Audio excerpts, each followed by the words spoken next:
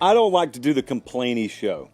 Got plenty of those out there, and I've got my gripes in life. I've got my gripes in college football, but I don't like doing that because I don't like listening to those kinds of shows. I generally like finishing a show, and I feel better about the world I live in and the thing I love than when I first got there. So I, as you may well know by now, am not the biggest fan of the expanded playoff, but I've tried as far as much as I could to stay on the straight and narrow and just talk about the here and now.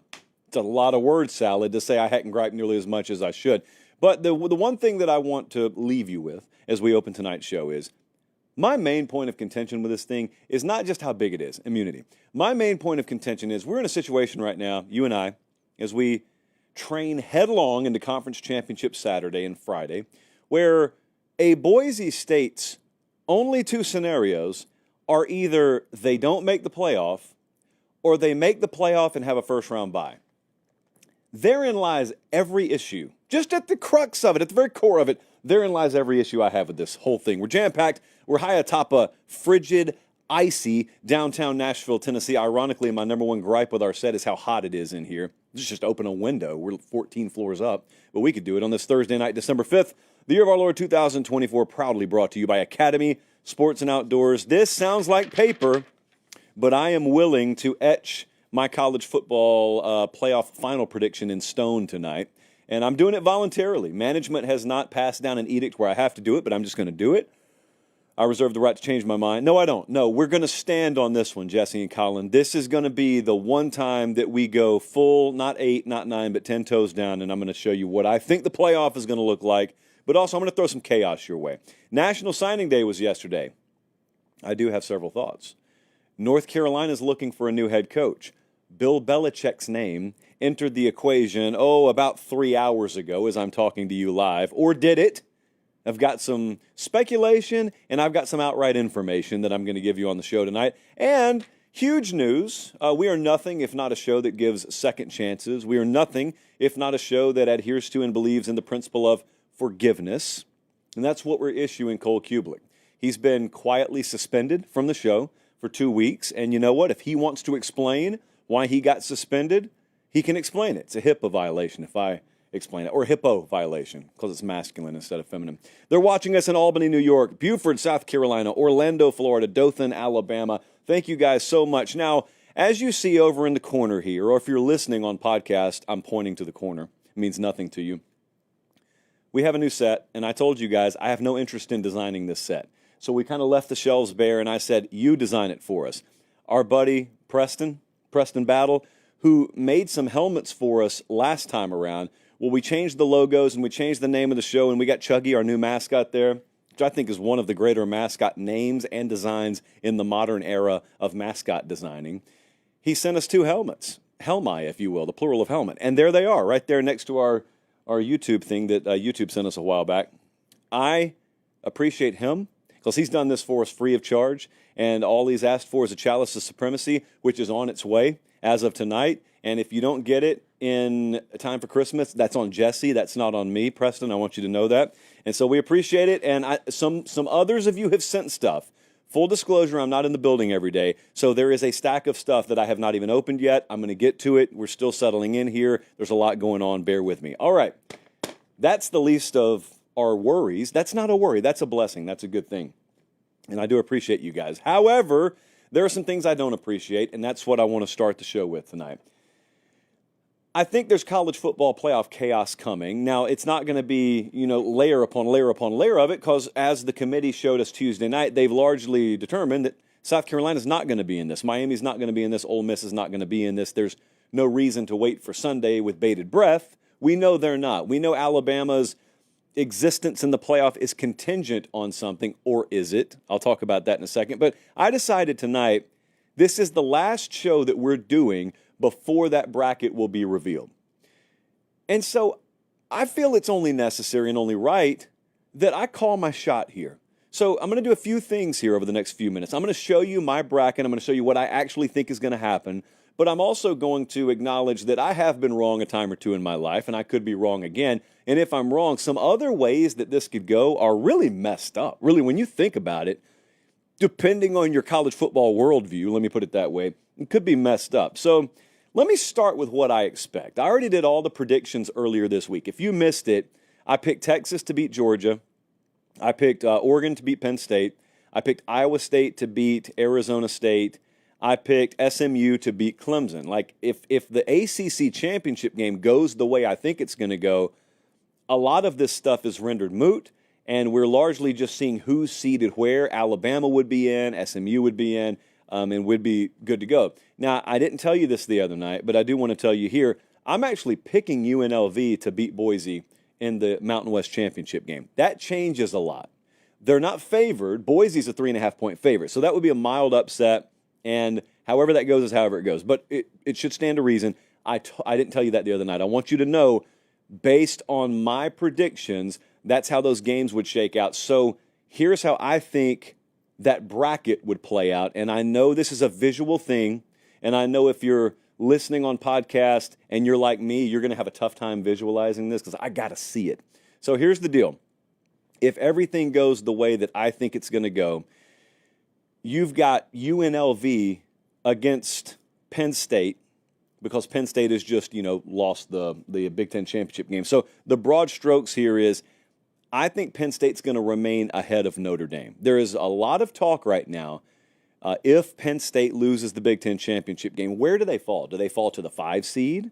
Do they fall to the 6 seed? The whole Notre Dame thing right now is Notre Dame's 4th, but Notre Dame cannot finish top 4 because it's reserved for conference champs. Okay, so we know Notre Dame's not going to be top 4. We know they're not going to have a first-round bye. The next order of business is, will the committee drop conference championship losers behind Notre Dame? Like, for instance, Texas, if they lose to Georgia. I don't predict that to happen, but if they do and Penn State loses to Oregon, does Notre Dame just fall all the way down to 7 to make room for them at 5 and 6? The way I have it going is Penn State's the 5 seed there. You notice they stay ahead of Notre Dame. That leads us to Alabama going to South Bend in round 1, where it was 23 today with a blizzard warning in South Bend when I checked this afternoon. Of course, Monday it's going to be in the low 50s. So, it still is kind of a crapshoot. I think one of the most funny bits of irony in the history of college football playoff projection would be if a Southern team had to go up to Northern Indiana to play, and it just so happened to be 52 and clear. Unlikely based on the extended forecast I looked at, but possible. I want you to notice a couple of things here. In this scenario, look at the difference between 5 and 6. Look at the difference in how you're seeded, okay? Penn State, if they get the 5 seed, they play UNLV, and then they would advance to play Iowa State, the Big 12 team, okay? If you're the 6 seed, this is why it's not either or. It's not flip a coin. It's not, oh, who cares? Would you rather play UNLV round 1, or would you rather draw Bama in round 1? Oh, Josh, Bama's not a big deal. They're down this year. Were they down against LSU? Were they down against Georgia? My question there, the framing of it is, if you catch Bama on a good day, they're one of the best teams in the country. They just hadn't had all of those good days stacked on top of each other they normally would. What do you want to take a chance on, though? You want to take a chance on drawing Bama on the wrong day, or take chances against UNLV and then Iowa State, or the Big 12 team, period? It could be Arizona State. What would you rather do? I think I know the way most of you would go on that. In this scenario also, the number 1 seed, in this case Oregon, gets the worst draw of any team in the second round, I think. You are guaranteed to play either Tennessee or Ohio State. And from where we sit, by the way, that Tennessee-Ohio State matchup looks locked in no matter what else happens. Everything else around them is moving around. It looks like Tennessee's going to play Ohio State. So you guys might as well go ahead and start prepping for that. That whole 1 seed versus the 5 or 6 seed and which is more favorable, that is going to be a very, very big topic of conversation. Now, that's the way I think it's going to go. But let's say I'm wrong. I've never been wrong. If I've been wrong, it's been kids, coaches, or officials who have screwed it up. I've only made right predictions. But let's say some kids, coaches, or officials screw up this weekend, and my predictions do not go as planned. We could have the ACC disaster scenario, the ACC championship game, SMU Clemson. For those not keeping track at home, that's the chaos game. That's the game that could throw a wrench into everything, maybe. So I think SMU is going to win that game. I think they match up very well with Clemson. I picked SMU to win. Let's just say they don't. Let's say they do a replay of the Duke game and turn the ball over 6 times. That's right, kids. SMU was -6 turnovers in a game this year and won on the road. Anyway, let's say Clemson wins that game. Obviously, the first headline is, how far is SMU falling? This is what everyone's following right now. How far are they falling? Do they fall out? That'll be the million-dollar debate. Actually, it's the multi-billion-dollar debate. That's what they paid for this thing. Will they drop out so Alabama can remain in? I've got what I think should happen there, which is SMU should stay in the playoff and Alabama should be out of the playoff. That's what I think should happen. Not because I think their resume is better. Let me make sure you understand what I'm saying, because I'm going to get lit up from Tuscaloosa before we get off the air. Not that it matters, but, I'm not saying that. I'm not saying Obama shouldn't or should. I'm saying that committee last Tuesday night put SMU above Alabama, knowing what the strength of schedule looks like already, knowing what both have and have not done, knowing how many quality wins there are on SMU's resume and Alabama's resume. So if you're going to sit there on Sunday after SMU's loss to Clemson and you drop them behind Alabama, you better just tell me, well, we don't think they're as good as Alabama. We want Bama in more. Because if you start talking about their resume, all I'm going to do is shoot back at you. But you're just telling me a bunch of stuff you already knew last week. What they should have done to alleviate this concern is, if they believe that, they should have put SMU behind Alabama already, but they didn't. So you'd just be flat out punishing a team for losing their conference title game. I think the committee will do it. Not what I think should happen, what I think will happen. In this scenario, if Clemson wins, Clemson's in the playoff. I don't think SMU is. And this is what I think the bracket would look like if all that happens. Look at the draw for the 11 seed, which would be Alabama. Look at the draw here. They'd go to Notre Dame. FanDuel confirmed for us the other night Bama would be a 3.5-point dog right now if they had to hang a line on that game. Bama's got the better roster. Bama would be a dog, and they'd be playing in cold weather, and you'd get that whole thing.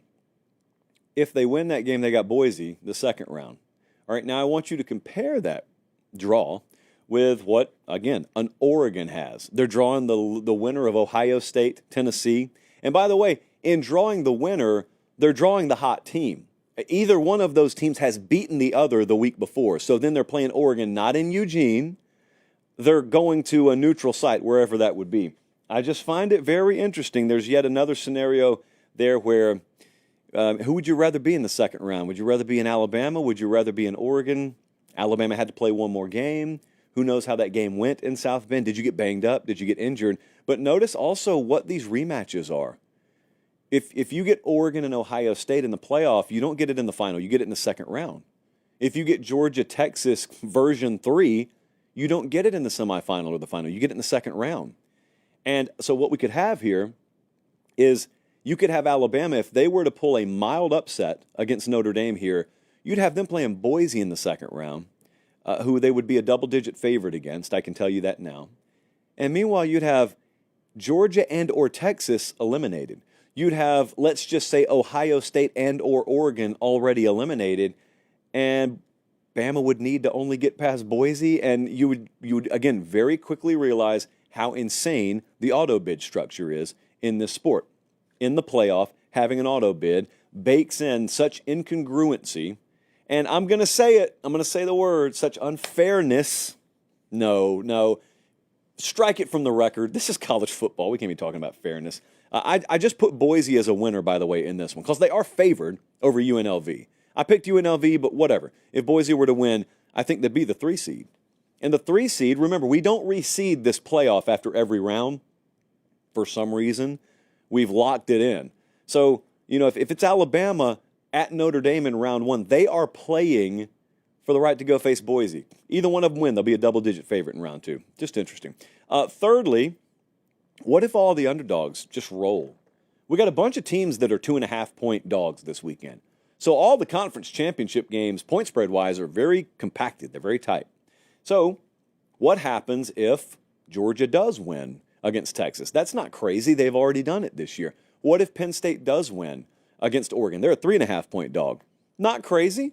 Not crazy. One of the main points of contention people have had with Dan Lanning is, he can't win the big game. which is copied and pasted for James Franklin. Well, one of them's going to win. So what if it's Penn State? That one, along with Clemson maybe, winning in the ACC, again, a 2.5-point underdog. Nothing crazy. It's in their backyard virtually. It's in Charlotte. It's going to be a home game. Well, there's a world where Penn State ends up the number 1 seed. Do you realize this? They wouldn't be the favorite to win it all, but they'd be the number 1 overall seed. Now, here's what's funny. The previous 2 projections I showed you were kind of favorable for Penn State, which is crazy because Penn State lost the Big Ten championship game in the previous 2 projections I gave you. Well, now they won it. What's their reward? They get Ohio State or Tennessee in round 2, whichever one was good enough to beat the other. They get them in round 2. Meanwhile, Oregon plays Clemson in Eugene in round 1. Notice, if Oregon loses Saturday, they're not dropping past 5 or 6.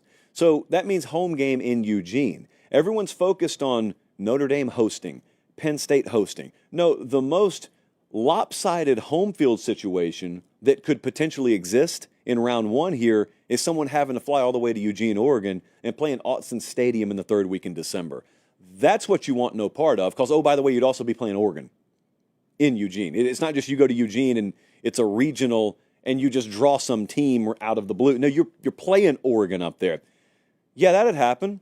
And so Oregon would get someone served up to them in Eugene, then they go play Iowa State in round 2. Meanwhile, Penn State's just got their hands full there with the 8-9 winner.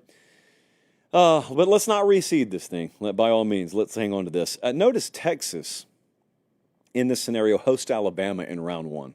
And they would be fighting each other. 2 of the top 5 talent rosters in this sport would be fighting each other over the right to see who goes and plays Boise. Either one of them, again, a double-digit favorite. Now, there is someone somewhere yelling at me. Many someones are yelling at me because I know the audience, especially the ones that disagree with me a lot, because I hear from you guys a lot. And you're yelling, do away with the point spread talk. Forget about who would be favored. It's about who wins on the field. Of course it is. I've never suggested otherwise. But I do think a predictive point spread, or predictive modeling that spits out a point spread, which is what odds makers use, I think it is a nice tool. It's a nice resource to draw on. And when you know that no matter who wins that game, Texas versus Bama, either one of them will be double-digit favorite against the team in round 2 that enjoyed a bye in round 1, it just says something. Whatever it says is open to interpretation based on how you think it should be modeled. A lot of you love that 4th highest ranked conference champ gets a bye. I hate it. I don't think any conference champ should be guaranteed a first-round bye. I don't think anyone should be guaranteed a first-round bye. Just give the best 4 teams in the country a first-round bye, if that's how you want to set it up. So there is one thing that's interesting here. For all the fluctuation, Ohio State's pretty much locked into the 8 seed. They are minus 2,000 at FanDuel to be the 8 seed. You can go do this, by the way. You can go bet which seed a team will be. But as for the odds to win that whole thing, sorry about that, Colin. There's what I was just talking about. Ohio State minus 2,000 to be the 8 seed. Georgia's got the next best odds, and it's plus 850. Show me that other one again, Colin, because that was odds to win the whole thing. So in case you're wondering, Oregon and Texas are co-favorites to win the national title right now at plus 350. Ohio State's right behind them at plus 400. Georgia's next at plus 500. And then it's a little drop-off to Notre Dame, a little more drop-off to Penn State, and then a little more drop-off to Alabama. And part of what's baked in with Alabama is we're not guaranteed that they're in. If they were guaranteed to be in right now, I think their odds would probably, it'd bump up to 1,200 or plus 1,000, even something like that. What could I not be seeing here? I know you're doing what I'm doing right now. I know you guys. I know you're trying to map it out. You're trying to predict if this team wins, then where are they going to be? You're just making your own bracket out. It's no different than you would do in the NCAA tournament in March. But what could we not be thinking of? A couple of things that are on my mind. Blowout losses in the Big Ten or the SEC. These are 2.5 point, 3.5 point spreads. Everyone thinks they're going to be competitive. Most people do anyway. If Penn State gets beat 40-10, how far could they fall? Because they could be the 1 seed if they win. They could be the 5 seed if they lose close. but they could drop to 6. I think the floor is 7. 7, even in a blowout loss, is how far I think Penn State could fall. Georgia, if Georgia wins the SEC championship game, they're like the 2 seed. If they lose it close, probably the 6 seed. But what if they get blown out? How far could Georgia fall? 7 seed, 8 seed? Could they fall out of hosting a home playoff game? I guess they could. Notre Dame is the one I think that's most interesting, but there's not as much variability. They're at number 4 right now. They don't play this weekend. They're going to drop because they can't be a top 4 team. You got to win a conference championship game to do that. Do they drop to 5, 6, or 7? That depends largely, in fact, that depends totally on what happens above them. But it also depends on, if Boise wins, they're going to probably vault in there, and that just bumps Notre Dame 1 spot further down than they would have been. The other thing to think about here is injuries. We live in a post-FSU Jordan Travis world where the committee said, we've seen Jordan Travis go down. Now, in that line of thinking last year, they also saw FSU play a couple of games without their quarterback. Let's not forget that. And they said, nope, this looks like a different team. We're going to leave them out even though they're undefeated. Well, my advice to Kirby Smart with Carson Beck, or James Franklin with Drew Aller, or Dan Lanning with Dylan Gabriel is, if there's some scenario come Saturday where, don't care if you're winning or losing, your quarterback gets hurt, you got to get him off the field as quick as possible. And then if you need to, you just got to lie in the postgame.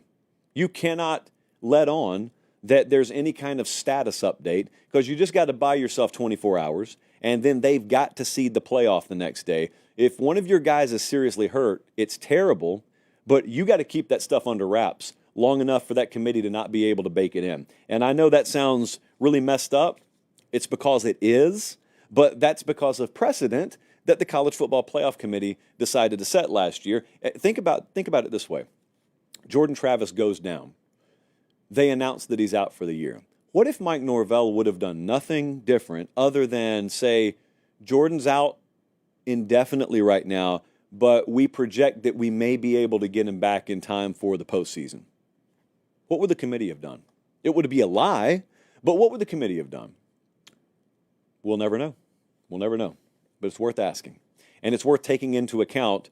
I mean, if you plan on everything from wind direction to which way you want to kick, to which sideline you want, to which jersey color gives you a better chance to win, to which way to cut the blades of grass so that it can maximize your speed, then absolutely you think about those scenarios. Academy Sports and Outdoors has thought of every possible scenario. For example, you could be a Georgia fan that wins this weekend and you're headed to the playoff, you lose, and you're hosting a playoff game. Whatever you do, you want to tailgate, and Academy Sports and Outdoors has you covered. And then copy and paste what I just said for everyone. And like if you're an Oregon fan, you could say, we don't have an academy in my backyard. That's true.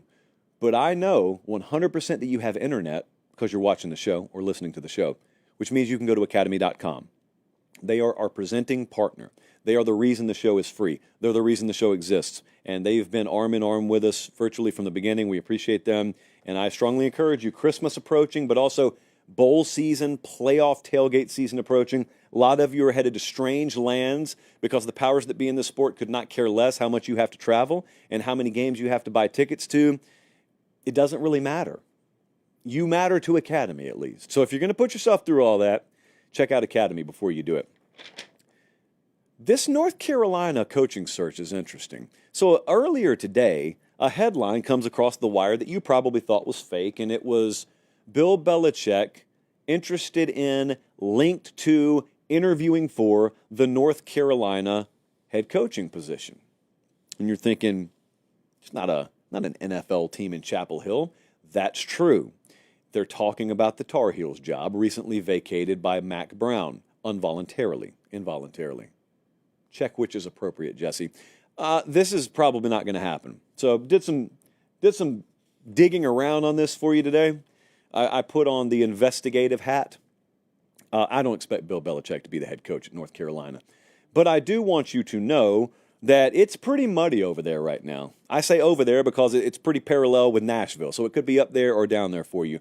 The situation at North Carolina is, yeah, it's nice to see a name like Bill Belichick attached to that job. Bill Belichick's not going to be the head coach at North Carolina. But I don't really know who is, because I don't think they know who is right now, because Bubba Cunningham, the AD over there, has got a lot on his plate.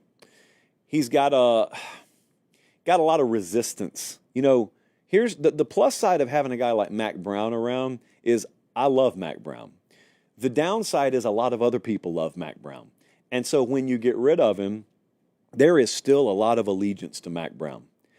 I saw, I think it was Godfrey earlier today that alluded to this, and everything he said is the same stuff I've heard. There's a lot of allegiance to Mack Brown still that is slowing that process down, that's providing a lot of resistance to Bubba Cunningham's process up there, the athletic director. There are people trying to insert names. Some of them you've heard of, like Belichick. A couple other ones that I'm not at liberty to share are totally out of left field and aren't going to get the job, but they're getting looks as a favor, as someone throwing their weight around. So the question from the legitimate list of contenders here is the same as it's always been around North Carolina. Are you as serious about college football as you think you are? Most people around programs think they're serious enough about winning. Most of them are wrong about that. Some of them are right. Some of them go over the cliff. They're all in. They literally give everything to try and win. It's not a guarantee they will, but they are all in. So when they lose, it's not because they're not invested enough. North Carolina's never been invested enough in football. Some people there know that. Other people need to be shaken and made aware of that. But then again, how do you tell someone else how to spend their money? You know, that's the age-old catch-22 in college football. There are a lot of good names here that are interested. A lot of them are public. It's not a matter of our guys interested in the job. The North Carolina job has always been attractive. I told you 2 weeks ago, it's more attractive than you would think it is. But at the end of any interview, or at the beginning of any interview, it's the same 4 or 5 questions that prospective candidates are going to ask and their representation is going to ask to gauge how serious you actually are about NIL structure, how serious you are about football investment, how serious you are about understanding football's got to drive the bus, not just over basketball. Basketball's always going to be a mainstay at North Carolina, but there are some other sports there that they take seriously. And God bless them for it. But there are some sports there that they take seriously, and they allocate some resources towards those sports. And if you play that sport, that's wonderful. These are the kind of sports that not a ton of people watch for entertainment purposes, and it does redirect some resource and attention away from football. That's a problem. If you're trying to get a guy that's in high demand, that's a problem.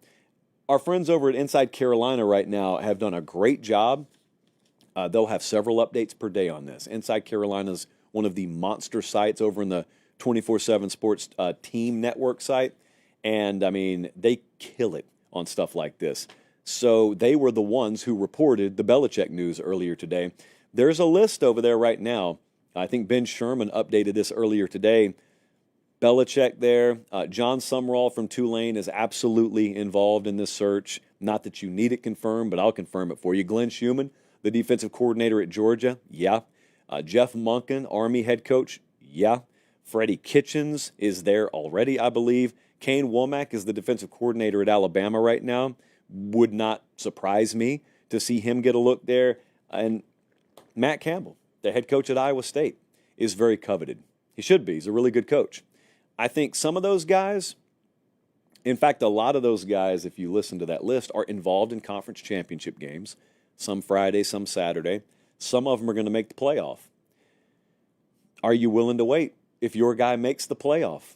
Because the right candidate is probably viewing it as a non-negotiable that this search screw up his shot to be in the playoffs and compete for a national championship. Now, there is a balance there. Like West Virginia's got a search going on right now. UCF's got a search going on right now. They're probably a little more aggressive and a little further down the road than North Carolina, but those are the kinds of jobs where if you take one of those candidates, there's probably a compromise where, hey, if you're in the playoff, by all means, stay where you are, compete as long as you can, but we do need you to meet us in the middle, i.e. when Scott Frost took the Nebraska job when he was at UCF.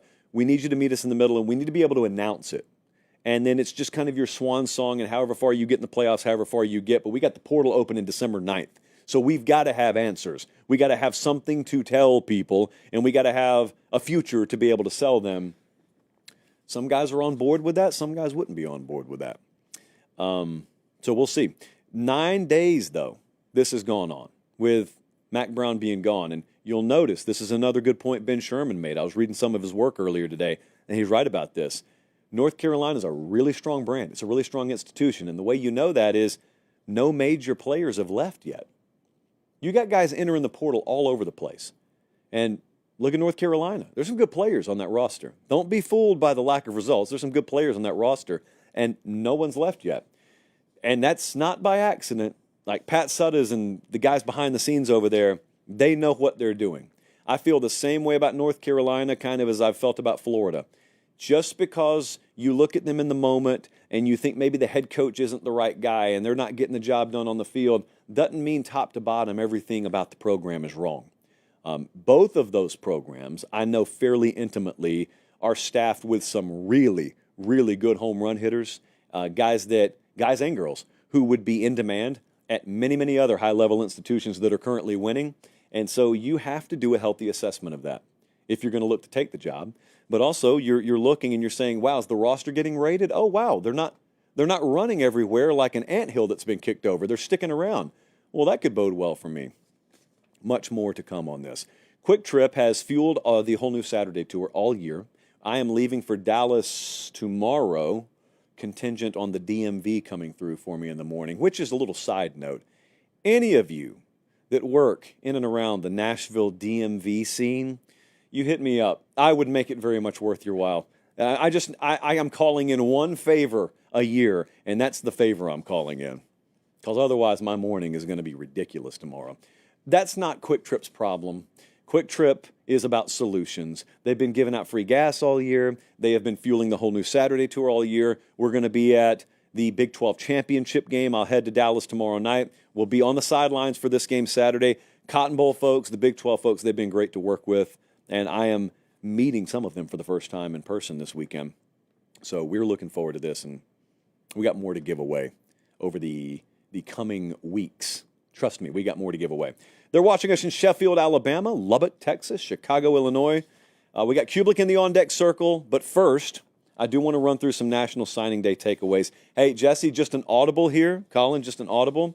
The Busted Bold Prediction segment, we're going to scrap that one because we have the entirety of January to go through that. So this is live traffic. We're going to do National Signing Day takeaways, and then we'll do FanDuel, we'll do ZEVIA, we'll do FanDuel, and we'll do Cole. That's how you know we're live. Otherwise, we would cut that out. National Signing Day is in the books. I'm always interested in how you want me talking about signing day. I don't do week-by-week updates on it, but yesterday came and went. I think it's an interesting dynamic because if we talk about portal on the show, it does a ton of traffic. If you talk about recruiting, it does less traffic. But yet recruiting is, and still is, and always will be the lifeblood of building rosters. Just observation from me. So, you know how we get to this time of year and everyone wants to yell SEC bias if you give benefit of the doubt to an SEC team and you give benefit of the doubt to strength of schedule in the SEC. Here's why. Yet again, 12 of the top 20 classes were from the SEC, and then 5 of the top 20 were from the Big Ten. So 17 of the top 20 classes were from the Big Two conferences. 58 of the top 100 players in the country signed with SEC teams. Is that right, Jesse? 58 of the top 100. That is more than all other Power 4 conferences combined. That's why there's the SEC bias piece. I'm just telling you, when it comes to an either or, and I have to make a call one way or the other, and you see me lean SEC, that right there is why. And I'm going to tell you, because I know in advance what the comments are going to say. Some of you are going to say, oh, well, it's self-fulfilling. The SEC gets overrated, so then when kids commit to them, those kids' recruiting rankings are overrated. Here's how I know that's wrong. Number one, because forever the SEC teams have then performed. They've lived up to. But also, if all of the other conspiratorial nonsense is true, you've never been able to sell me on the hammer. The hammer is you have to sell me on the NFL being in on it too, because they also dominate the NFL draft every year. So either the recruiting industry's in the tank for them, the committee's in the tank for them, the AP's in the tank for them, all the networks are, I'm in the tank for them, every NFL general manager's in the tank for them. Or it could be that it's just a more talented league and a deeper league, and they play a little bit higher caliber of football year in, year out. It could be one of the two. You guys can decide, but I always hearken back to National Signing Day, and 18 of 35 5-stars from the SEC too. So that's great. It was a good day for the SEC. It will not work for Clemson. When I was looking yesterday, I keep waiting. All right, do something, Clemson, do something. The 25th ranked class in the country. No portal. I don't think it's going to work, man. I hate this, because I kind of root for Clemson, but I look at them in the ACC championship game this weekend, and I can't help but think, Clemson will never be closer to their former self than they were yesterday. And then tomorrow, I'll say that about today, which is a weird way of saying I think they're fading. They had the 4th highest ranked class in the ACC. Clemson is not the class of this conference anymore. Georgia Tech just out-recruited them. And Georgia Tech can get it done in the portal. It's a different kind of ask to be able to get a kid to get into Georgia Tech. That's the whole point. They're doing it anyway. Florida State didn't even have a great class, and they out-recruited Clemson. I mean, Miami did not put a vintage Miami class together. They still out-recruited Clemson. I don't know. I don't think it's going to change. I'd be surprised if it did. We do need to check in on the program. We need to check in on the program that used to be Alabama. What happened in Tuscaloosa, Jesse? 15th, 20th? Did Bama finish top 25 at least? They had to have. It can't fall off overnight, right? Finish what? Finish second in what? The state of Alabama? Bama finished second in the country? Well, that's impossible because I'm going back through my notes, and Alabama can't recruit under Kalen DeBoer. They can't recruit the South specifically. Can you do a favor? Can you go to the website and check and make sure that's right? That's probably just a typo. Oh, no, it's not. Actually, they signed the number 1 player from Texas, Florida, and California. Oh, so they can still kind of do it. You mean to tell me all that stuff was kind of overblown? You mean to tell me that there's still a lot of cachet even post Nick Saban? Or is that what you're telling me? Are you telling me that at the end of the day, what it really takes to recruit is being well-resourced, which, contrary to popular belief, this was never a poverty program that was just getting benefit of the doubt and getting discounted rates on players because of Nick Saban. That was happening, but it didn't mean they couldn't do it when he left. And also, are you telling me that brand means a lot still? And are you telling me that it could be that Kalen DeBoer, when he got to Alabama, decided, I can staff a little differently here than I could in Seattle. I can go after the kind of athlete here that I couldn't in Seattle. Maybe that's even why I took this job. You're telling me he was not stupid the whole time, and they can kind of still go and get a good player every now and then. Auburn down the road finished number 6. This is great for Hugh Freeze because he's got the number 18, number 10, and number 6 class his 3 years now. And that's why the pressure's on him next year, and it should be. They're going to go get a quarterback out of the portal. They got Deuce Knight in this class, which is not a guy that I see them starting for them next year, but they do need to go get a stopgap guy. 6 of their top 7 signees were on defense, so they are primed to be a really, really big bounce-back team this upcoming year. This is a good signing class, but that means now 3 top 20 classes are baked into the roster, and they'll be able to do things in the portal, including at quarterback. So I like what Auburn and Alabama both did. How do you not love what Oregon did? I asked Savannah State, who has worked in this industry a long time, actually. I said, hey, did you see signing day? If you didn't, I want you to guess the top 4 ranked teams in the country. She said, Texas has got to be up there. Yep, they're number 1. All right, Georgia, yep, 3. Bama, of course. Yeah, Bama 2. I say of course because she worked there. Oregon, she nailed them, 4 of 4. Oregon's just there now. They're just accepted as being in that conversation. And so you can have 2 schools of thought on that. You can either say, wow, that's impressive. This is the right school of thought. Or you can say, oh, Phil Knight. Like Oregon's the only place that's got a big money guy throwing that money around. Don't know if you checked the headlines out of Ann Arbor last week. And congrats to Michigan as well, by the way. But Oregon Here's how I know it's more than that. Here's how you'll know it's more than that. Watch how they play. A couple of cycles ago, A&M went and bought a class. How'd they play? Did they look like they committed to play for A&M, or did they look like they committed to play for a bag? Because I saw that, and it looked like the latter instead of the former to me. I want you to watch how these guys play for Oregon. Watch how they have been playing for Oregon. Oregon is well-resourced. They're deep-pocketed, and it takes that. But you know what else it takes to win with them? Selling Oregon. The same way Texas has sold Texas. The same way Georgia has sold Georgia. Because, see, when it really comes to fourth and short, and you need guys to bow their neck and get a stop, the ones who are going to be able to be counted on to do that for you are not the ones that you just paid the most money so they're the most talented so they came here. It's the ones who you probably paid a fair amount, but it's also the ones that you then said, okay, here's the money we're willing to give you, but here's really what we need to know. Are you about this, this, and this? Because if you're not about that, if you're not about Oregon and the way we do things at Oregon, then we're wasting this, and you're wasting your time because you're going to flame out and you're going to take a small bag here but cost yourself a big bag down the road.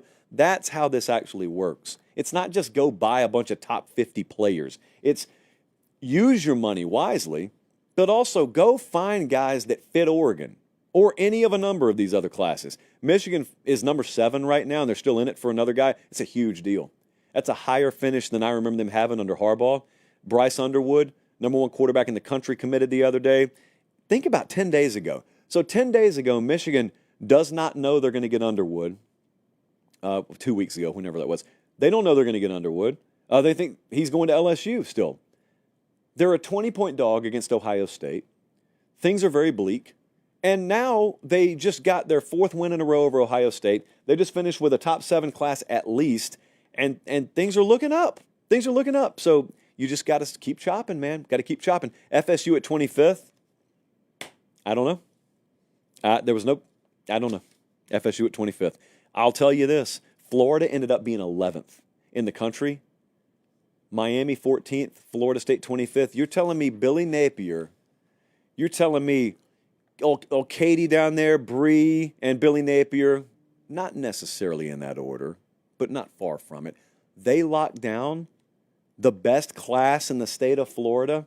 Every one of them was run out of town on every message board I saw like a month and a half ago. And they just landed a borderline top 10 class. That's getting the job done. That's getting the job done. I told you guys in spring, a lot of really good folks in that building. Just because they don't win every game. National Signing Day. I cannot tell you how many National Signing Days I have taken off from school, from work, as I crack open a ZEVIA. It's a fun, fun time of year. Creamy root beer tonight, by the way. First time I've tried it on air. Not to be confused with the first time I've tried it. Root beer. There you go. 0 sugar. The contest continues. Before we get Cubelic in here, I'm going to give you a couple best bets, by the way. ZEVIA, right now, available at Walmart nationwide. Just a quick FYI, I'm getting you guys as much free stuff as I can. You go to Walmart, you purchase ZEVIA, you take a picture in the parking lot and prove it, and then you just post it on the socials. Hashtag it with ZEVIA Pate State. 25 of you are taking home a $100 Walmart gift card just in time for Christmas, but also 3 of you are taking that, plus a case of my favorite flavor, which is cream soda, plus a chalice of Supremacy. I would call it the most relevant Christmas 0 sugar soda contest in the modern era, at the very least. FanDuel, exclusive odds provider of the show.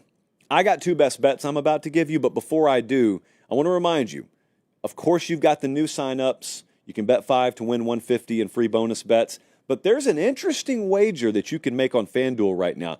Penn State to be the 5 seed in the playoff is plus 700. I actually think Penn State's going to be the 5 seed in the playoff, so I bet this earlier today, as much as I could. I don't disagree with FanDuel a lot. I disagree. The traders and I need to talk after I put the bet in, of course, because Penn State to be the 5 seed, I think that's going to happen. We'll see. All right, here are 2 games I'm on this weekend. I did not hand these out earlier in the week, so this is the first time I've shown both of these. I'm taking the under in the ACC championship game. SMU and Clemson, I'm taking under 55.5. I actually don't think that game gets over 50. So I love 55.5. And I am laying the points with Texas minus 2.5. I just love the spot for Texas. So Texas minus 2.5, SMU Clemson under 55.5. Okay, without further to do, as I used to say, it was a tough decision that I had to make a couple of weeks ago. Someone was supposed to be here. And much like me sleeping through my scheduled interview with Kirby Smart at Media Days a couple of years ago, that someone did not show up. And like any parent, I had to punish. And it's not that I wanted to. I didn't relish in it, but I had to punish. So, that someone's here, and it's Cole Cubelic.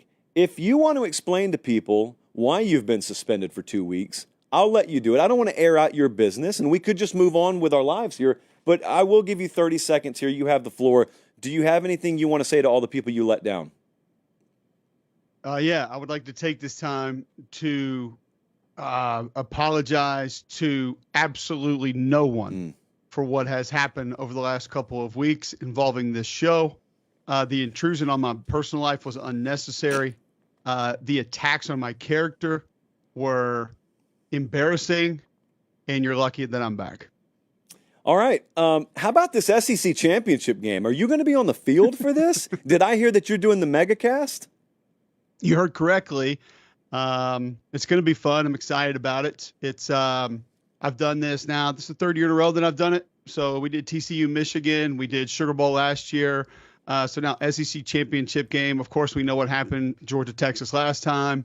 Incredible game. Excited to see how it might be a little bit different this time. Marty and McGee will be down there with me. It's going to be cool. It's going to be a lot of fun.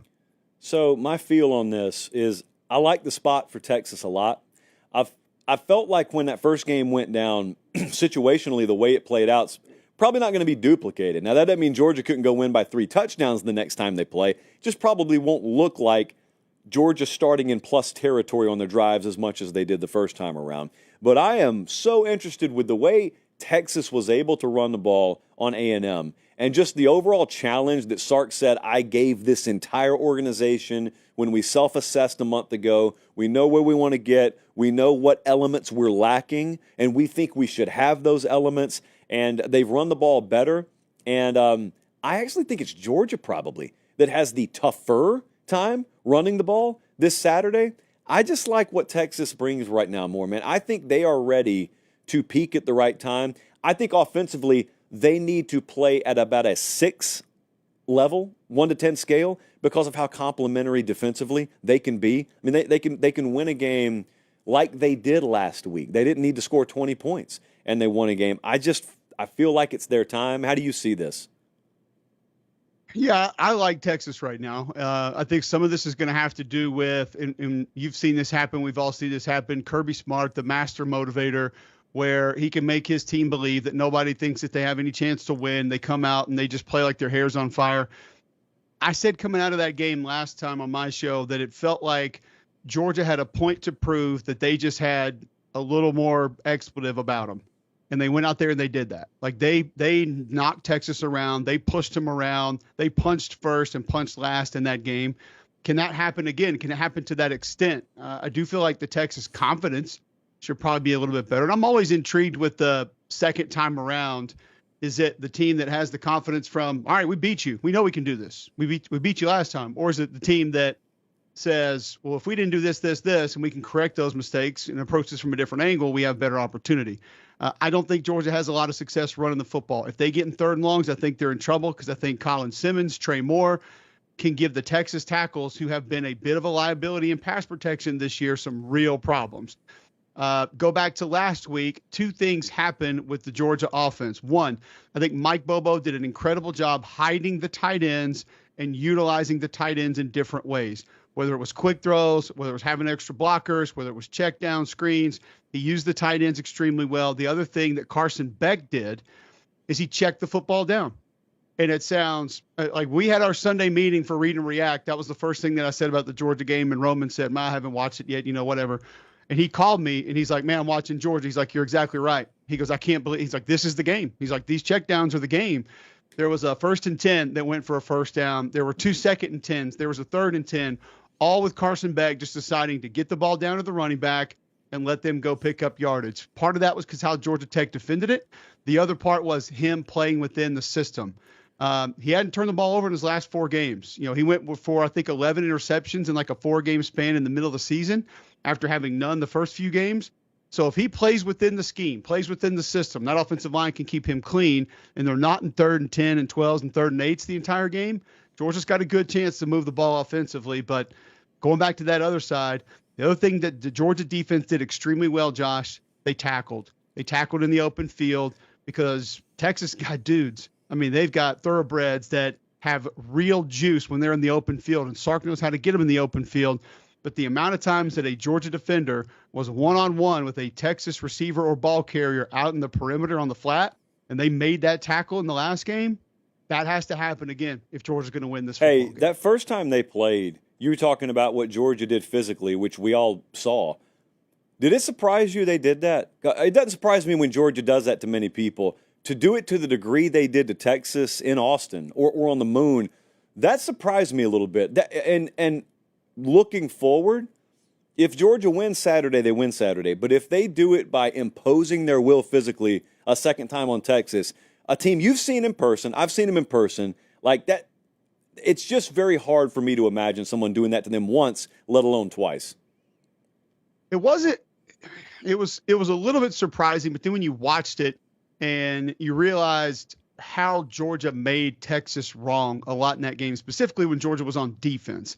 They did a great job of forcing them into the protections they wanted them to be in, and then they were able to get there like that corner crash that you see on your screen right there, and they were able to take advantage of it. Not overly surprising, the physicality, Josh, because how many teams have we seen over the years that, whether it's been some of those Nick Saban Alabama teams, some of these Kirby Smart Georgia teams, and we thought, whoa, this is going to be a good matchup, like this is going to be fun to watch, and all of a sudden, here it comes, and that team wasn't ready for it.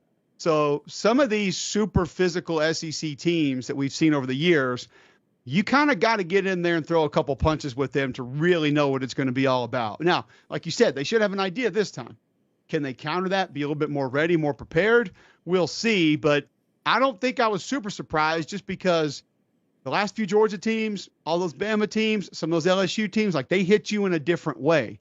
And if you don't know what that way is, it's going to look like that. I'll tell you one thing I can't get out of my mind, although I picked Texas to win the game, is remember last year, Georgia's waiting in Atlanta, and it's Alabama who's on the ropes, 4th and 31 in the Iron Bowl, and they just get out of there somehow, some way, and they go to Atlanta, and then they're totally transformed 6 days later. And they play as perfect a game as Alabama can play, but physically they match up with Georgia, probably lean on Georgia a little bit, and you're watching it and you're saying, this is the team that barely got out of Jordan-Hare Stadium 6 days ago? And the answer is, yeah, but they recruit against each other. They're perfectly built to face each other. They staff against each other. And to a degree, that's the Texas-Georgia dynamic. And I'm mentioning that because I got a buddy of mine who is like adamant that the team that showed up and struggled against Georgia Tech and went to 19 overtimes against Georgia Tech versus the team that just really took it to A&M, that's a total mismatch. Well, I get where you're coming from, but we need go back 1 year and 1 year only to watch a team that's struggling the week prior go face the team that looks prime. They're the number one team in the country. They're undefeated. And see who came out on top. And then ask yourself, at the end of those 4 quarters last year in Atlanta, did anyone mention the Iron Bowl at any point that afternoon? And similarly, this Saturday, I could see a scenario where Georgia just goes and takes it to them again, and you're like, boy, that Georgia Tech game feels like it was 19 years ago. Which is why Sark is one of the more important components of this game. So let's take that Auburn team last year. Hugh Freeze and company, different formations into the boundary, a lot of misdirection, a lot of pin and pull. They stole the eyes of that Georgia defense. Go to what Georgia Tech and Buster Faulkner just did a week ago. They had that defense looking left, looking right, jumping out of gaps, not fitting the run correctly. And then if you don't do that to that football team, they're able to hit you a different way. When that confidence is there and they're able to rev that engine and get a full head of steam coming at you, you're not going to be able to withstand that. Now, if you catch them shifting gears and kind of looking through the GPS, trying to figure out the coordinates, that's going to be a different kind of impact that you're going to get. So if they can steal the eyes, if they can get that defense drifting left and right just a little bit, they'll have that opportunity not to let the physicality overtake them. Texas, that is. But they cannot let those young men get their cleats in the ground and get downhill on them. If they do that, you're in trouble. If you can get them leaning back a little bit and get them thinking just a little bit more, moving side to side a little bit too much, that's when you have the opportunity to hit some home runs, because Texas runs on cutbacks have been fantastic this year. Some of the quicker throws to the perimeter where the defense is kind of thinking it might be something inside and they're able to get north and south, those have been great. I mean, think back, Michigan, throws to the perimeter, explosive plays. A couple different games this year for Texas. You spit it out and you're able to go. They didn't do that against Georgia because Georgia wasn't thinking a lot in that game. They were reacting in that game. You want to try to find a way to make that defense think, and that's what Hugh Freeze and Auburn did 2 years ago to Alabama's defense, kind of made them sit back so they didn't have to withstand that punch. It's what Buster Faulkner just did to Georgia last week. Didn't have to sit there and let them get downhill, come right at them. So Sark and company have to make that defense think and not be able to just see ball, get ball, because they're not going to be able to withstand that if they do. This Big Ten championship game up in Indianapolis, it's the last game that's going to be happening Saturday. It's Penn State, 3.5-point dog against Oregon. You're like me. You think this is going to be a really competitive game. For some reason, the working theory nationally is this is comfortably Oregon. And if you believe that, that's your prerogative, but there's just free money. If it's legal in your state, there's just free money sitting there. Oregon's only got to win by 4, guys. You think this is going to be a fight. I explained earlier in the week why I think that. A unique pass rush situation here. You've got the number 1 team in the country in Penn State in seconds to pressure. Oregon hadn't faced a team like that. I don't even think Ohio State's pass rush, just pure pass rush, presented that kind of challenge. Love the matchup of those. I love to watch the matchup of those two transfer corners. Penn State going 2 for 2 and getting starting corners out of the portal in Kimber and Harris, and those guys against like Evan Stewart and Tez Johnson. You can say Penn State hasn't seen an offensive threat like that all year. I would argue Ohio State has the personnel, but they probably called the game different than Oregon will. But I'd also argue it's a pretty unique defensive personnel set that Oregon deals with this week too. I think Oregon comes out on top. I think it's decided late. How do you see that? I think it'll be a tight game also. I think physicality might be a little bit on the side of Penn State here. I also think some of what Penn State does schematically on offense could be on their side. In my opinion, when I watch Oregon, a lot of it is not necessarily individuals overwhelming you. A lot of the success that they have getting into the backfield, penetrating, disrupting is because of scheme. And then they have really good athletes on top of that are doing it. And a lot of the ways that Penn State runs the football, I think, can offset that a little bit. Lack of mobility at quarterback concerns me some, but they've got to get the run game going. I think they have to maintain possession. The key is if they can find a way to get any sort of pressure with 4, maybe even 3 up front, not let those deep balls get over the top, then Penn State has a chance. And that's where Oregon just absolutely devastates you. They get the explosive plays, they break your back by going up top, and then you don't have anything that you can do about it. So, like you said, getting to the go quarterback quickly is going to be massive, especially if that happens with that defensive line. They have a weapon in Tyler Warren. Penn State's going to be able to move around, utilize him in different ways. You can widen the surface some, carry the ball, catch the ball. A lot of different ways that you can make that defense think about him, which might calm them down just a little bit as far as what they're calling and how they're calling it. But Drew Aller can't get in trouble. He's got to get the ball out quickly. He can't try to be somebody that manipulates the pocket, moves around, holds the ball. I don't think that's going to work for him in this game. Yeah. So anytime I put out the JP poll on the show, it doesn't matter how thoroughly I explain it, someone's going to look at it, and they're going to see a team that's lost 3 games above a team that's undefeated or with 1 loss, and someone's going to yell, well, why even play the games? If we're going to put 3 lost teams above 1 lost teams, why do we even play the games? It doesn't matter that I explain it's not merit-based, and this is not a reflection of what I think the rankings should be. So that's my version of that. Your version of that is you dared to have a take on Alabama, South Carolina, and I just so happened to tune into the show in time to hear some lady basically yelling the same thing at you. Well, if we're not going to honor head-to-head, if you think South Carolina may be playing better ball, why do we even play the games? So I ask you, why are we even playing the games? Why do we? Or better yet, when we play the games, why don't we just stop after that game? So if the head-to-head is so important with one individual team, let's just shut it down and go have playoffs right now. Why do we play the rest of them? Doesn't matter at that point. Listen, head-to-head's important. It's the most important factor, but there are other factors. Because if you only lean on head-to-head, why is Vanderbilt not ranked ahead of Alabama? Why is Oklahoma not ranked ahead of Alabama? Oh, because that's where our asterisks begin to come in, and that's where we put parentheses and we have to explain ourselves like, well, head-to-head matters when it's two teams that have similar or the same record that have gone through the season in the same way or on the brink of doing something similar in the postseason. Gotcha. So with all those qualifiers, now head-to-head is what's the most important. Head-to-head will always trump everything. I'll never argue that. I'll never say that it won't. We saw it on the field. It actually happened. But when you look at the all-encompassing portion of this, you have to at least open up the discussion of who's playing the best right now. I think South Carolina's playing the best right now. Who has the best resume? I think Alabama has the best resume. Alabama also has head-to-head. So our argument was actually Alabama, South Carolina, Ole Miss with a little bit of Miami sprinkled in, which made it even more complicated. I take Miami out of that just based on the resume. And if you want to talk about the close losses down the stretch, we should also go talk about your 4 close wins, which all could have easily been losses, but nobody wants to mention those anymore. It's like they don't really count for anything. So I just think that you have to at least open it up and talk about all aspects of it, all parts of it. Do I think Alabama is getting in? Yes, I do. Do I think that is a home run, 100% right way to handle it? And should that be the team? Hell, Josh, I don't know. This whole thing is just beating your head against a light pole and then running 3 circles around it and then beating your head against it again, because we're going to go to head-to-head, then we're going to go to resume, then we're going to go to who's playing the best right now, who's won against the most top 25, who won the most against top 25 when they were ranked.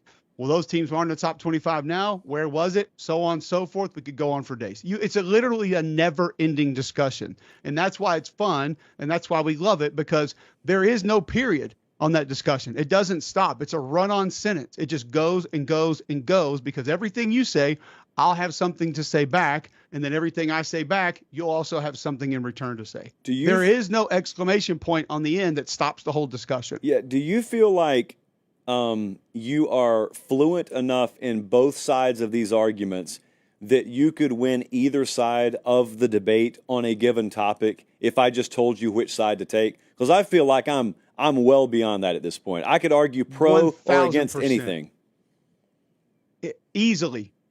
Ole Miss, I can get them in. South Carolina, I could get them in. Miami would be more difficult, but I could probably get them in. Alabama, of course, I could get them in. No problem at all. Let's talk about it. Your quarterback runs 23 miles an hour. All right, he's got maybe one of the most physical offensive lines in college football. Yeah, they had some issues early in the season, but their left tackle was out. Their right guard was a little bit dinged up. They have great running backs. They have a dual threat offense. They can be a power run team. They can be a team that stretches you down the field. They have pass rushers on defense that can win one-on-ones, speedy linebackers. Yeah, they've lost a safety across the course of the year, but look at this team, what they've done against top-level opponents. Who else knocked off Georgia this year that also has other wins like Alabama does? You could go on forever. What do you want, South Carolina? Lenore Sellers, how he Superman at the end of the game and just beat a team that might be the ACC champions. Man, what a boss. Unbelievable. What else do you want? You want maybe the best combo of edge rushers in college football, a tight end in Joshua Simon that's a Swiss Army knife that can do everything, a running back that's been playing SEC football for 14 years and knows how everything operates and how it works, is proven, battle-tested. Maybe the most active group of defensive tackles in college football, as you're talking about depth and just what they're capable of doing. A group of linebackers that can all just fly around the field and play like their hair's on fire and eat glass and breathe fire and just destroy people. What do you want? Ole Miss, most talented group of wide receivers in college football. A running back that just had the longest play from scrimmage in the SEC this year that has barely even played this year. They just plug him in, he goes. Sure, the offensive line's terrible, but they got an edge rusher that can get you. They got a D tackle that can get you, a defensive coordinator that's got them playing the right way. What else do we need? A quarterback that's seasoned, that understands his system, a tight end that can do everything. Need I say more? No, someone told you to shut up in the live chat. So Rhett Lashley the other day goes on, I forget which show it was, whatever. But he made a point a lot of people have made, and he said, wait, am I understanding this right? We're ranked, Jesse, what are they ranked? 9th? Where's SMU? They're 9th or 10th, right? 8th, 9th, 10th, somewhere around there. SMU is 8th. SMU's 8th right now, okay? So I'm Rhett Lashley. I'm going to improvise, and I'm going to do him from the other day. He said, am I understanding this right? We're 8th, and if we were 8th and we weren't playing in a conference title game this weekend, we would be guaranteed to be in the playoff. Yes, everyone nods their head yes in the room. But we are playing in a conference title game, so they're telling me if we lose, we could drop out. Yeah, that could happen. He said, well, why don't we just sit out the game? What if we all got COVID this week? His words, not mine. And we just sit out the game. I mean, like, would we not be in? And You know the point he's making, and I know the point he's making, and it's a sound point, which is why I ask you, first off, to reiterate your stance, because I think we agree with this. You think if SMU loses Saturday, they're going to drop out and Bama's going to be in. That's what you think the committee will do, right? Yes. Okay, I think the committee will do that. This is independent of what we think should happen, but that's what we think will happen. All right, so if that's going to happen, do you think Ward Manuel and or the playoff committee or whatever, do you think they're going to go on TV and they're going to say, we dropped SMU out because they lost their conference championship game? Is that what you think is going to come out of their mouth? It will be a portion of it. And it then what will the rest of it be? They didn't play at the strength of schedule that those other teams did. When they watched those teams play, they didn't see a team that was as capable as they were. They didn't do as many impressive things across the course of the season, and so on and so forth. Other football technical related jargon about voting for teams that we don't understand. Yeah, and data point. In other words, they're going to say a bunch of stuff that we already know now and that they already know now. Because none of what you just said is going to change between now and Sunday morning. So they already know it. So my question, if that's the way they're going to go, and you and I both agree they would, why don't you already have SMU behind Alabama? Like, why would you set yourself up for this? It's what you just said as to they already know that is where I can't. And those aren't your words. You're saying that they've already stated that, which they did, and that is whether it's been 4-team, 12-team, whatever committee. By far, I think the most egregious thing that has been stated in any of these conversations on a Tuesday night since it's happened, because it's just flat wrong. If Clemson wins the ACC championship, everyone who has paid Clemson, their strength of schedule changes drastically. Not only do they get an extra win, they either defeated or lost to a conference champion at that point. Same thing with every other team on that list. So to say that nothing changes and then to backtrack in and say, well, we've already accounted for that. But you can't account for that because then they couldn't be ranked where they're ranked right now if that had already been accounted for. It felt completely unnecessary to fast forward like that and to move ahead and try to offset what may happen to go ahead and justify it ahead of time. I don't know why you would even want to attempt to do that. You and I have talked about this. My mindset is hit the reset button every week.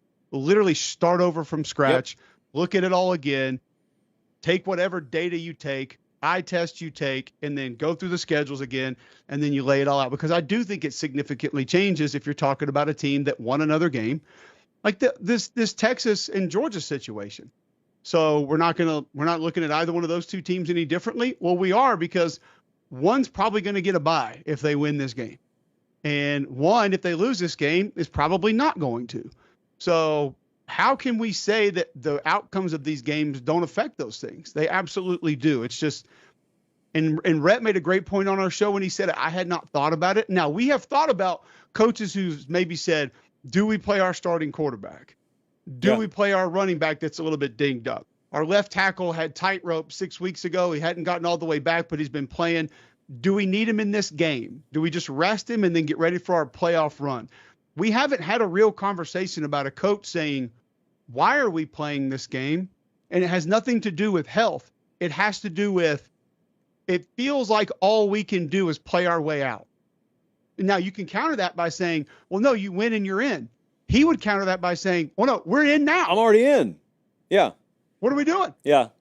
So that's why you cannot fast forward and try to move ahead and say that those things don't matter, because then you get into the conundrum that you and I are discussing right now, and it's ridiculous. The reason why I don't think it's a slam dunk, you said that as well. So neither you nor I think it's a slam dunk that Alabama's in if SMU loses. We think it's more likely than not they're in if SMU loses. The one thing that I come back to is, number one, it could just be a really, really competitive overtime thriller in the ACC championship game, and they say, we can't drop them out. But let's say they lose by 10, all right, whatever. And there is an argument being made, we got to drop them out. We think Alabama's a better team. Well, someone in the corner of the room could logically say, all right, but if we thought that, we already should have had Bama ahead of SMU last week. And then someone else could say, hey, has anyone considered this head coach was like on live TV and radio this past week actively claiming it would be reasonable for them to skip the game. Lane Kiffin a couple of weeks ago when they were still in the mix was actively saying, I don't even know if we want to go to the conference championship game. If we drop SMU out, we are crystallizing every conspiracy theory, or every outright theory that devalues conference championship games that those networks have paid millions upon millions of dollars for, we're about to set a precedent here that we will punish you for making your conference title game if you lose it by dropping you out of a playoff that you were in when the day began. Do we really want to do that? And I think there is a scenario where there are enough voices in the room that say, oh, yeah, man, we probably do think Alabama's better in a vacuum, but we can't set that precedent. That's not what we want. We want to maintain the value of those conference title games. Now, of course, we have long since detached ourselves from the reality of how this process should play out. That's another way I could see it going. There's no way to know because we've never done this before. No, and this is just next in line of the hundreds of things in college football, specifically the last 3 to 5 years, that we have made a massive decision and not looked at the underbelly of what could possibly happen. And then, oh no, you mean we can form this thing called a collective and they can just give kids money for being around and just hanging out here and that's going to work? Oh, okay. Wait a minute. They can play in 4 games and then just go sit out the season and say they don't want to play football anymore because they know they're going to go somewhere. We're supposed to be helping these guys so they can get some playing time and see what they're like. And then if they still need that red shirt, if they get that injury, they could. This is just next in line of the things that we haven't thought through and didn't think about what the actual impact would be. The difference is when it was 4 teams, Josh, or when it was the mythical AP poll or whatever bowl game you ended up playing in and somebody decided who the national champion was, is that you knew not many teams had an opportunity. So your conference championship meant a lot. Yeah. When I played football at Auburn, it was the first thing that we thought about because just being real, the national championship felt so far away. It was almost like we were going to have to go to Jupiter to actually win that thing. So the conference championship meant a lot. Dare I say almost as much because it just felt like it was more attainable. And that doesn't even mean winning it on the field. It just meant you handle your business, you know you're going to be there. You may handle your business and the other stuff not even going to be there no matter what. And now with all these other opportunities that have presented themselves, it does not feel like it's as much of a priority. I don't know how you change that. I don't know where that goes back and somebody says, no, it has to mean this because of this, because it would still mean a lot to me. I still think being the SEC champion is something that you can carry with you the rest of your life and something you should be proud of. Does it mean it means more than a playoff berth if you get smoked in the first round? We don't know. We won't know maybe for 10, 15, 20 more years how people react to that. Maybe there will be SEC, Big Ten, ACC champions that get put out of the first round and they can still lean on the fact that you know what, we were SEC champions, we were Big Ten champions, and they're proud of that down the road, and it still matters. Is it going to? I don't know. You don't know. None of us know. But what we do know right now is there's a lot of people looking around saying, do we need to be doing this based on what else is out there? Because before, there was no conversation about what else was out there. It was the Meineke Car Care Bowl or the Poulan Weed Eater Independence Bowl. So you wanted at least that conference championship game because you didn't want to have to worry about those things. How's Cube Show doing? How you guys doing over there on the YouTube channel? Doing okay. You know, we've been hitting these like Tuesday, Wednesday, running into a wall. I'm not real sure what that is. Still hadn't hit 15,000. We're just kind of plodding along here. Yeah. We're just out there trying to go mudding with street tires right now is what we're trying to do. Okay, we got 4,800 watching right now. Statistically, I can confirm a vast majority of you people are not subscribed to Cube Show. So go over there. I give you permission because the show's over. Cube Show. It's on this literal platform that you're on right now, and subscribe to it. You don't charge a dime, right? You don't charge anything? Not just attention span. That's okay. it. And you're a decent enough person, so support decent people. A lot of times you say things through coded language, which other YouTube channels have confirmed, and we know that, and they won't mention you by name because they don't know your show's name, but they have confirmed that sometimes you say things that mean other things, but that's okay. Mm-hmm. That's okay. It's just very, very illustrative, and we appreciate it. So, sir, you have fun in Atlanta. I'm going to go and try and have fun in Dallas. And we may even reconvene next week. You're fresh off suspension, so I'm here if you want to be here.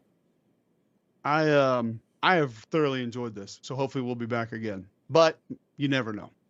You truly don't. I don't even know. You never know. Appreciate it, man. Why are we here is what the question we're all asking. What we're really trying to tell people is, all right, go. Just go about the rest of your evening. I'm going to go eat dinner. I appreciate you guys so much. Make sure you're subscribed to the channel or the podcast, if you haven't already, and check. And make sure you are, because a lot of you aren't and you think you are. And that's really the worst place in life to be. Thank you so much. I'm headed to Dallas tomorrow. I'm going to see a lot of you Saturday at AT&T Stadium there in Arlington, Texas for the Big 12 championship game. And then here's what's up. Jesse, confirm in my ear the start time of Sunday's show right quick. 4 o'clock Eastern time. Okay, so my itinerary is Big 12 championship game ends. I hang around a little ways. Then I go over to DFW. I fly to Fort Lauderdale. We're going to do some reaction videos for the conference championship games, probably even in the morning. So those may be up on the YouTube channel earlier than they normally would be because we're all about service.